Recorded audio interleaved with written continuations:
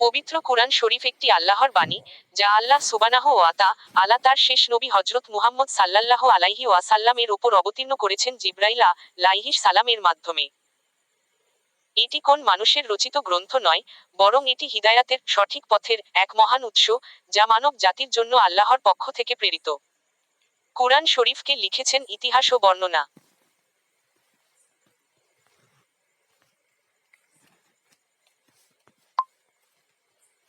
হযরত মুহাম্মদ সাল্লাল্লাহু আলাইহি ওয়াসাল্লাম নিজে লেখক ছিলেন না। আল্লাহ সুবহানাহু ওয়া তাআলা তাকে উম্মি অর্থাৎ নিরক্ষর অবস্থায় নবুয়ত দান করেন, যাতে কেউ যেন না বলে বসে যে তিনি নিজে এটি লিখেছেন।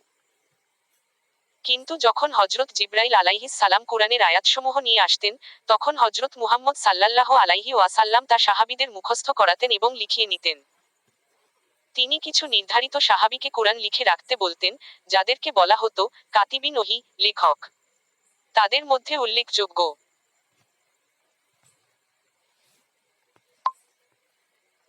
হযরত যায়েদ ইবনে সাবিত রাদিয়াল্লাহু আনহু, হযরত আবু বকর রাদিয়াল্লাহু আনহু, হযরত উসমান ইবনে আফফান রাদিয়াল্লাহু আনহু, হযরত আলী ইবনে আবি তালিব রাদিয়াল্লাহু আনহু।